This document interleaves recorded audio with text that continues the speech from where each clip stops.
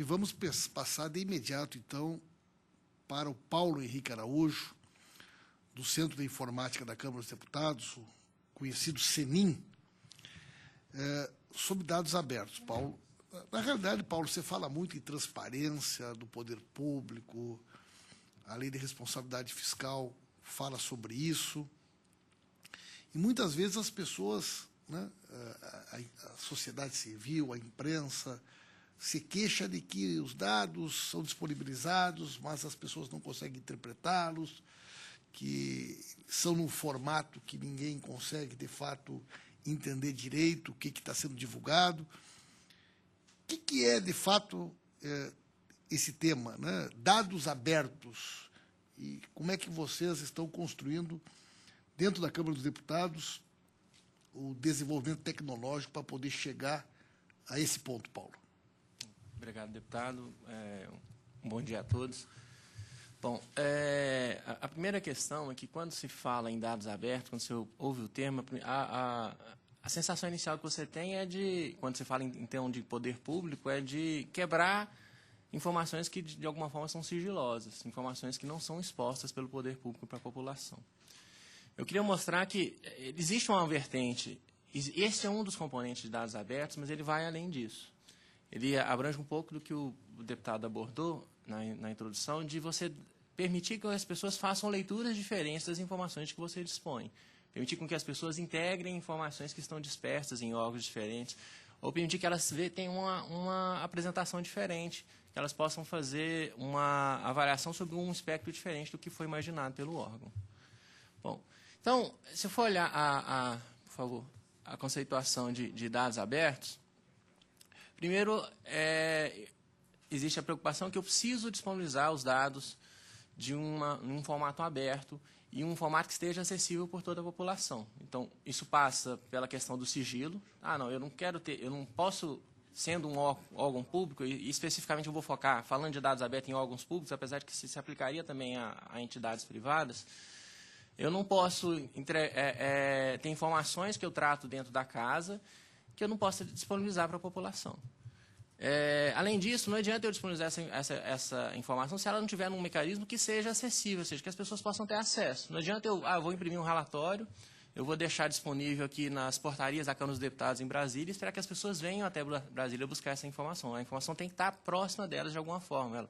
Ela tem que fazer chegar a um país continental como é o Brasil. Eu tenho que buscar meios para poder fazer com que isso aconteça. E eu tenho que fazer de uma forma que eu permita às pessoas gerar novos significados. Não adianta eu dar a informação só com o viés que me interessa entregar. Eu preciso entregar a informação e permitir que as pessoas possam, inclusive, estender o que eu produzo hoje. É óbvio que eu sou da área de TI, da Câmara dos Deputados, a nossa demanda por produção de informações, por prestação de informações para a sociedade é muito grande. A gente já tem vários serviços de transparência pública, a gente já disponibiliza um volume muito grande de informações. Mas, por vezes, a gente não pode atender todos os anseios que a sociedade, mesmo que a casa tem, na forma de disponibilizar essa informação, na integração dessas informações com informações de outros órgãos que atuam de forma complementar à Câmara.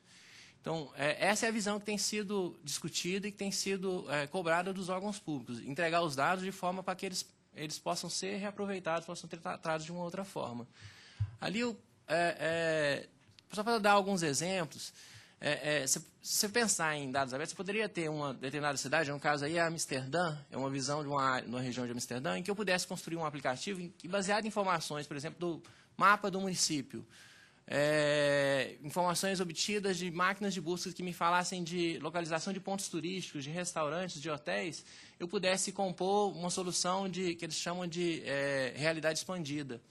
Que eu tenho um dispositivo móvel, um celular, em que eu, direcionando, por meio de um GPS, mais dessas informações que eu coletei de órgãos públicos ou mesmo de entidades privadas, que eu possa compor com a informação que eu tenho ali para poder dar uma orientação para uma pessoa que tá caminhando naquele local. Um outro exemplo, esse é até um serviço brasileiro, foi desenvolvido por um grupo em São Paulo chamado de Transparência Hacker, alguns dos membros desse grupo, que eles fizeram o seguinte: a Prefeitura de São Paulo tem um site que chama Serviço de Atendimento ao Cidadão, SAC-SP, que recebe as reclamações do cidadão sobre toda a cidade. esse grupo desenvolveu uma solução que, capturando informações desse site, permitiu mostrar quais são os rankings, os temas que são mais abordados, quais as reclamações que são mais frequentes num determinado período de tempo, dado um determinado assunto, quais são as regiões da cidade em que esses temas são mais afetos, esses temas são de maior interesse. Então, de novo, é uma informação que estava pública, que estava disponível no site, mas que foi trabalhado com uma visualização diferente. Inclusive, agrega e complementa o trabalho do poder público e que, eventualmente, dentro do poder público, fosse demandar um tempo muito maior para poder ser desenvolvido. Então, o fato da informação estar disponibilizada, estar aberta, permitiu com que isso acontecesse.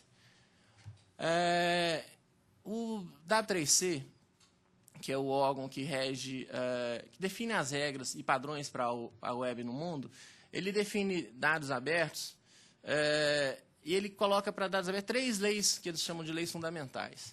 Primeiro é o seguinte: se o dado ele não pode ser indexado e encontrado na web, eles são explícitos para dizer da web, porque eles entendem a web como um canal que vai dar aquela acessibilidade, não é um relatório que está na portaria do prédio da Câmara dos Deputados. Ele está disponível num ponto em que você consegue acessar da sua residência, onde quer que você esteja.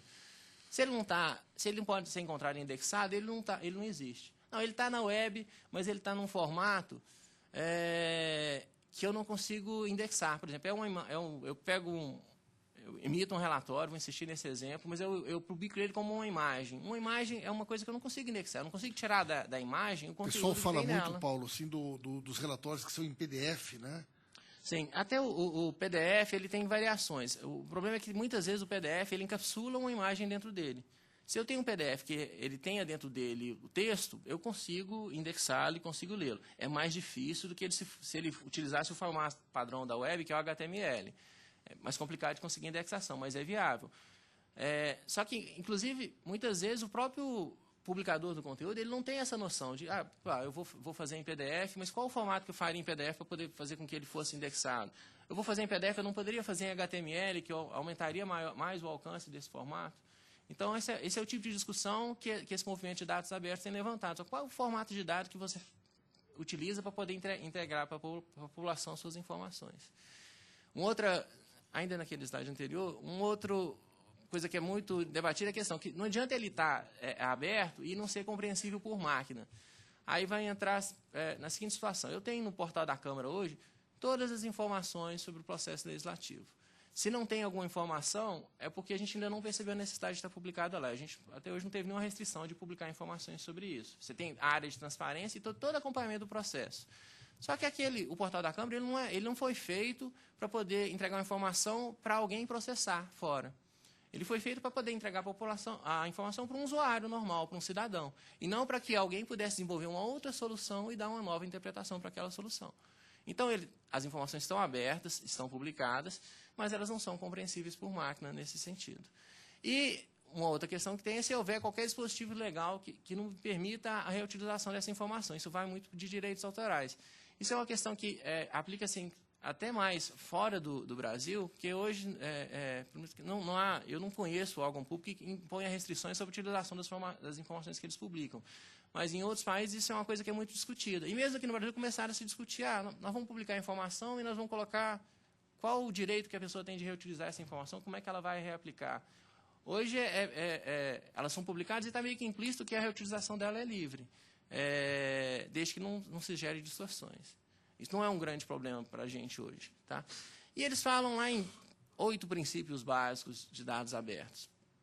Tá? Esses princípios falam que os dados deveriam ser completos, ou seja, eu não deveria ter uma solução que não entrega só parte da informação. Por quê? Porque se eu só entrego parte da informação, eu não consigo entender o contexto como um todo. Eventualmente, pode ser que eu faça uma análise distorcida da situação, porque eu não tenho todo o histórico do que aconteceu, ou eu não tenho toda a situação, eu não consigo contextualizar aquilo que está sendo discutido, aquilo que está sendo abordado.